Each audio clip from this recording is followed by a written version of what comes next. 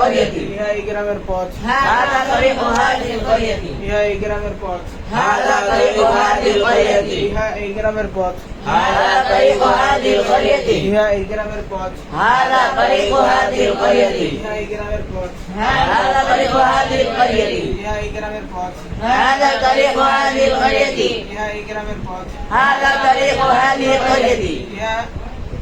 ওই গ্রামের পথ هذا طريق تلك القرية এই গ্রামের পথ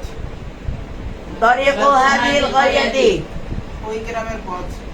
طريق تلك القرية ওই গ্রামের পথ طريق تلك القرية ওই গ্রামের পথ طريق تلك القرية ওই গ্রামের পথ طريق تلك القرية ওই গ্রামের পথ طريق تلك القرية ওই গ্রামের পথ طريق تلك القرية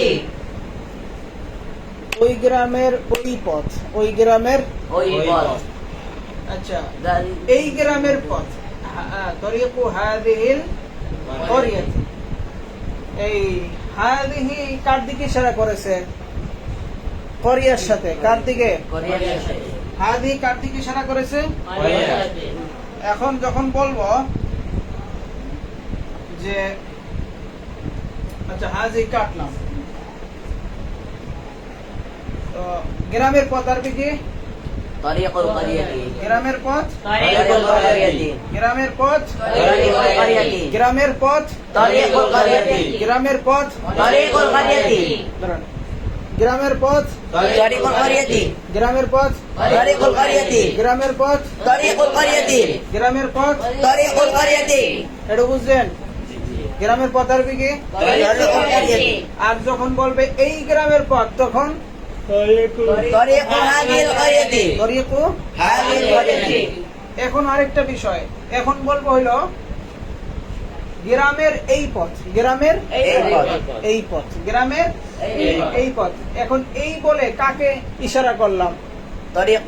তরিকুন আর তরিকুন মুজফ তরিকুন কি مضاف এখন যদি সামনে হাদা লাগাই হাদা তরিকুল করে দিই তখন অর্থ কি হয়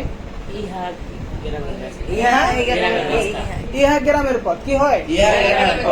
ইহা আমরা জানি যে হাদা হাজির পরে যদি আল থাকে তাহলে কি হয় এই অর্থ হয় ঠিক না এই অর্থ হয় তাহলে দেখো কিন্তু এখানে দিলে তো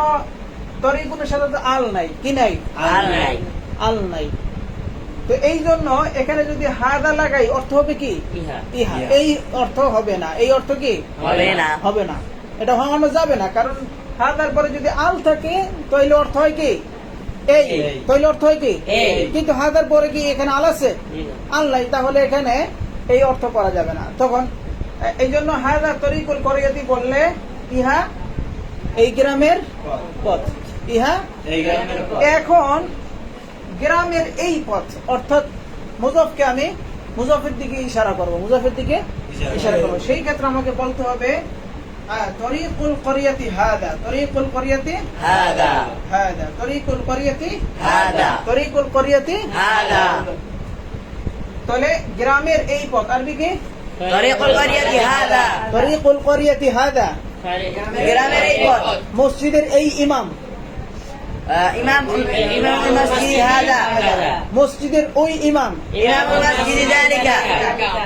মসজিদের ওই ইমাম إمام المسجد ذلك কামরার এই বাতি